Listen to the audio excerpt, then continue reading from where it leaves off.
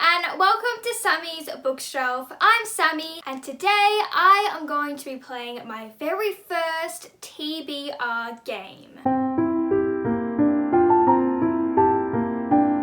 Now, I have never been one to create a monthly TBR because I am a huge mood reader, and every time I have tried to create a TBR, I never stick to it because I end up being in the mood to read something that's completely different to what's on my TBR and everything falls apart. But ever since I started this channel, I noticed that TBR games are super popular on Booktube right now, and of course, being a person who watches Booktube, I've watched my fair share of TBR games and they just look like so much fun, and I became a bit jealous. I wanted to play a cool TBR game, and I thought, you know, TBR games are fun and they're also a challenge, so maybe this can be a fun challenge to see if I can stick to a TBR. So for my TBR game, I decided I was only going to pick out 5 books because I usually read about 6, 7, 8-ish books a month. That way I can try and read my 5 TBR books, but it also leaves a little bit of room for mood reading. And I thought it'd be especially good to do this TBR game because there are so many books on my shelf that I've had for years that I kind of just forget about, and the prompts in the TBR game may help me actually get to those books and read them. So a lot of people often create their own TBR games based off of their favorite board game or game show or whatever that may be, and my favorite board game is Cluedo, so I really wanted to create a Cluedo TBR game. But before I started constructing my game, I did look through Booktube to see if anyone else had created a Cluedo TBR game, and someone had, and so I took a lot of inspiration for my Cluedo TBR game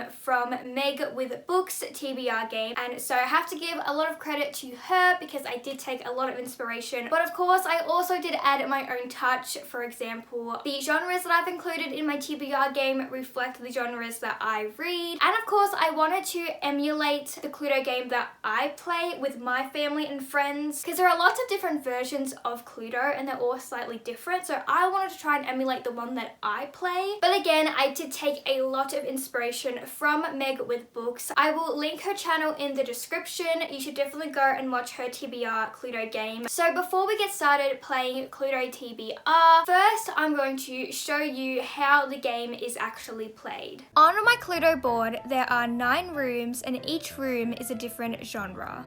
We have sci-fi, historical fiction, thriller, new adult/adult contemporary, paranormal, young adult contemporary, dystopian, fantasy, and mystery. There are 6 tokens that I use to play this game. Each are numbered from 1 to 6. Red is 1, blue is 2, white is 3, green is 4, orange is 5, and purple is 6. To play the game, the first thing I have to do is roll this black die. This will determine which of the 6 tokens I will be playing with for this round. I rolled a 6, so I will be using the purple token. I then need to roll these 2 dice to determine how many steps I can take on the board and therefore which room I can go in. So I rolled a 7, and the only room I can get to is the fantasy room, so I will place my token in that room. Once I've landed in a room, I will then use this spinning wheel to randomly pick out a prompt. And then from here on out, it's pretty self-explanatory. I obviously have to find a book in that genre that fulfills the prompt. Then I just repeat this process until I have 5 books on my TBR for the month. Now you're probably wondering what these question marks are that are located across the board. The question marks mean intrigue cards. There are 2 ways that I can draw an intrigue card. The first way is if I land on one of the question mark tiles. The second is if I roll one of the question marks on the dice. Intrigue cards will be very important as I continue to play this game. They will make my life a lot easier when it comes to picking out the books that will end up being on my TBR. The intrigue cards say things like, you can stay in that room and read a prompt. This would be helpful in a situation where, for example, I've just picked a book from the fantasy room with the purple token. Let's say I roll a 6 again and I have to use my purple token again. Now, normally I wouldn't be able to just stay in that fantasy room. I'd have to move out of that room into a different room. Using this intrigue card, this allows me to stay in the fantasy room and pick another book from that genre without having to move to a different room first and come back. Move anywhere. This is pretty self-explanatory. It just means that from whichever room I'm in, I can bypass my dice roll and just move to any other room I'd like. The prompt stays unread. Read a new prompt. This would be really helpful in a situation where I've randomly picked a prompt from the spinning wheel. However, I just can't find a book that fits that prompt and is also in the genre I need. In this case, I can use this card to randomly select a new prompt with the spinning wheel. You get to pick the prompt. This just means that instead of using the spinning wheel to randomly select a prompt, I can just pick whatever prompt I want. This would be really helpful if I have a specific book that I know I want to read that month. Add 6 to your dice roll. This is another pretty self-explanatory one. It just means that whichever number I roll on my dice, I can add 6 to it. So here I just rolled a 10, so that would turn into a 16. So those are all the intrigue cards, and there are 2 of each of these in the deck. When I draw an intrigue card, I don't have to use it right away. I can save it and use it when I feel the time is right. There is, however, only a limited amount of each intrigue card, so I have to be wise about when I use it. Secret passages. Secret passages are located on the 4 corner rooms of the board. They allow me to quickly go from one room to the other, bypassing my dice roll. For example, if I was in the new adult/adult contemporary room, I could use the secret passage to go to the opposite corner of the board, to the fantasy room, and vice versa. If I was in the sci-fi room, I could use the secret passage to go to the young adult contemporary room, and vice versa. And that is how you play my version of Cluedo TBR. Okay, it is now time to play the first round of Cluedo TBR. So let's just get right into it. So the first thing I'll be doing is rolling the black dice to figure out which player I'm going to be playing as for this round. So I got 6, so I'll be playing as purple. Let's now roll the dice and see what room I can get in. So I got an 8. So 1, 2, 3, 4, 5, 6, 7, 8. 1, 2, 3, 4, 5, 6, 7, 8. Okay, so I can get into the fantasy room. So I think I'm going to go ahead and go in there. 1, 2, 3, 4, 5, 6. So the first room that we landed in was the fantasy room. So now it's time to randomly pick out a prompt and pick a fantasy book to read for this month.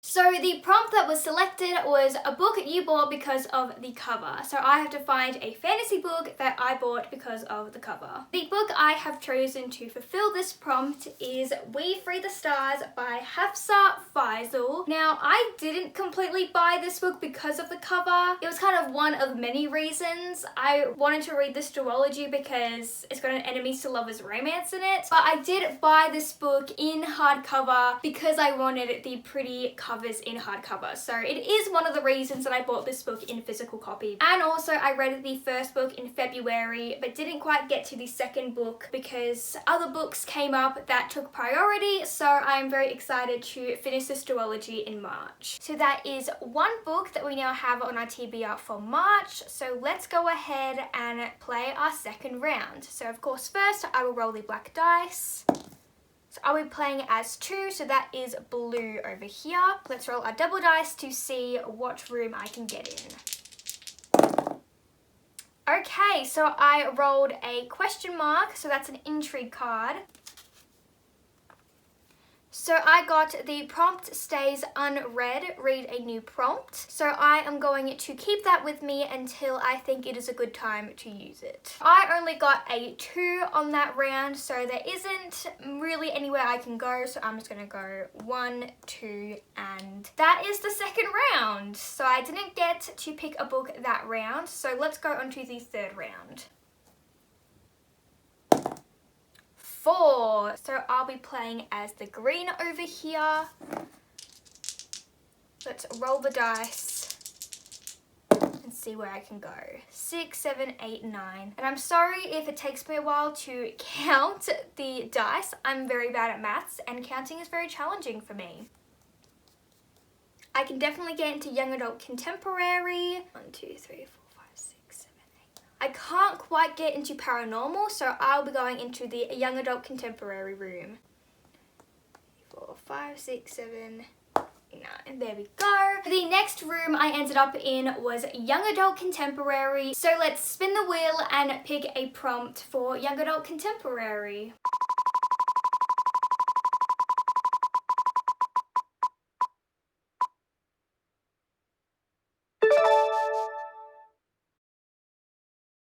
So the prompt I got was a book less than 300 pages. I think this should be pretty easy because I think I have quite a few YA contemporary books less than 300 pages. A few minutes later. This actually wasn't as easy as I originally thought it was because I'd forgotten that I have almost run out of contemporary books that I haven't read. And although I've stocked up on a lot of new adult and adult contemporary books, I haven't really stocked up on YA contemporary books. But I did manage to find one contemporary book that fit this prompt, and it's actually one that I've already read, but I've been really eager to reread it, and that is We Were Liars by E. Lockhart. I read this book back when I was 13, back when it first became popular, but it has recently had a resurgence in popularity with Book Talk, and ever since then I've been really keen to reread this. It's a contemporary but also a psychological thriller and mystery, so I'm really excited to reread this because I've wanted to reread this book for a super long time. Let's go on to the next round. Of course, roll the black dice. A 3. So we are going to be playing white this round. And we got a 7. So 1, 2, 3, 4, 5, 6, 7. We can get into new adult / adult contemporary. And I don't think we can go anywhere else. So I guess that we'll be going into new adult contemporary. 2, 3, 4, 5, 6, 7. I'm very excited because I actually do have a lot of new adult and adult contemporary books that I have not read yet.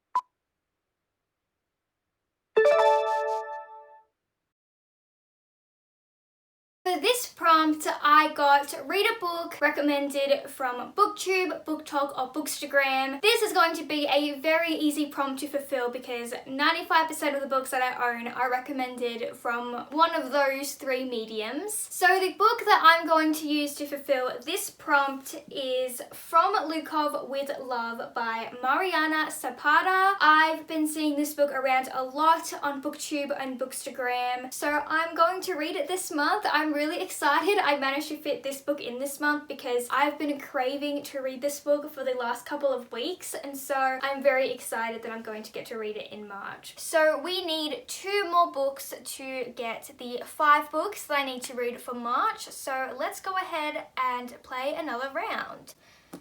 Roll the black dice. We got 5. So that is the yellow colour / orange colour over there. Let's roll the dice. We got a 6. Where can we go? 1, 2, 3, 4. 1, 2, 3, 4, 5. I can get into young adult contemporary again. 1, 2, 3, 4, 5, 6. I don't really want another young adult contemporary book this month. I wonder if perhaps I can use my 6 to get another intrigue card because that's going to be really helpful as this game proceeds. So 1, 2, 3, 4. 1, 2, 3, 4, 5, 6. Okay, so we're gonna pick another intrigue card. You can stay in that room and read a prompt. Okay, so I will keep this and use it when I think I need it. Next round. Again, 2. Okay, that's a blue again, so hopefully maybe this time I can actually get into a room. 7. Okay, so It's been a couple days since I filmed this and I'm currently editing this video, and as you've probably noticed, I very clearly didn't get a 7. A 3 and a 2 equals 5. So you know I wasn't lying when I said I was bad at maths.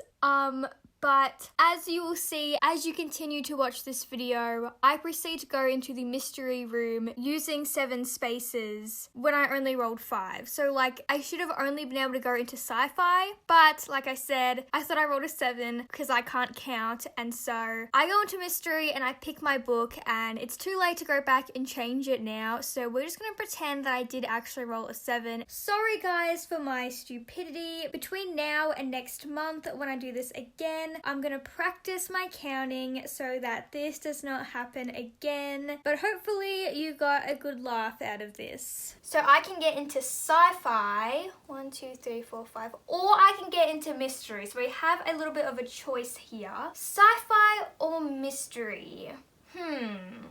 I'm trying to look at my bookshelf and kind of seeing what mystery books I have and what sci-fi books I have to kind of figure out which one I would prefer. I think I'm going to go ahead and go into mystery. 1, 2, 3, 4, 5, 6. It's time to pick out a prompt for the mystery book that I'm going to read in March.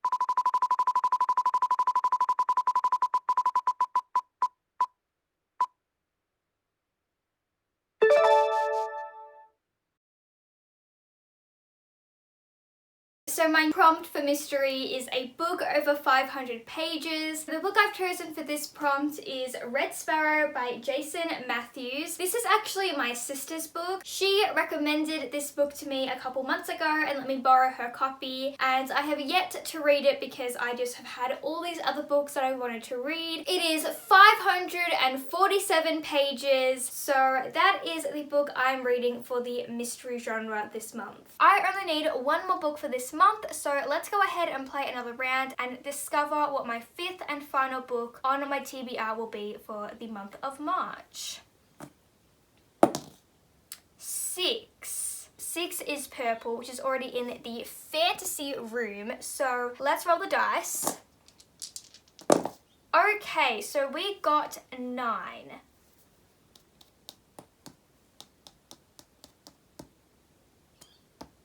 Okay, so with 9, I can either go into the mystery room again, or I can go into dystopian, or I can bypass my roll and instead use the secret passage and go to new adult / adult contemporary, which I think is what I'm going to do because I'm really enjoying new adult / adult contemporary books lately, and I have a lot of them that I just bought really recently, so I think that'll be the best thing to do is to go ahead and use the secret passage and go into the new adult / adult contemporary room. Now it's time to pick another prompt for a new adult / adult contemporary book.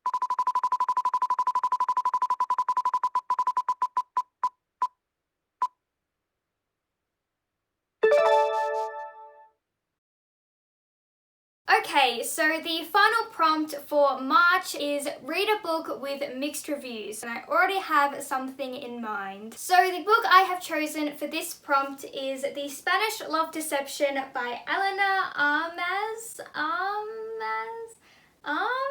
I'm not quite sure how to pronounce her last name. I have heard a lot of mixed reviews about this book. Like, just some people just absolutely love it and some people seem to hate it. I've especially seen a lot of mixed reviews on Bookstagram. I've also seen a couple of my friends read this book and they have not liked it. But I've also seen a lot of people on Bookstagram who adore this book and think it's the best thing since sliced bread. I literally wanted to read this book so bad because of its mixed reviews, because I just want to put in my 2 cents. So I'm very excited to read this. It does seem like something I would really love. It's got enemies to lovers, and I believe also the fake dating trope. So we'll see whether I enjoy this book or not. This is my TBR for March. It's not a lot of books. I know some people do like 10, 15, 20 books, but because I'm not much of a TBR person, I only wanted to do 5 and just start with 5 and then we'll see how we go from there. But the 5 books that I'm going to be reading in March, well, hopefully going to be reading in March We Freed the Stars, We Were Liars, From Lukov with Love, The Spanish Love Deception, and Red Sparrow. That is the end of today's video. I hope you enjoyed it. Let me know what books are on your TBR for March, and I will see you next time. Bye!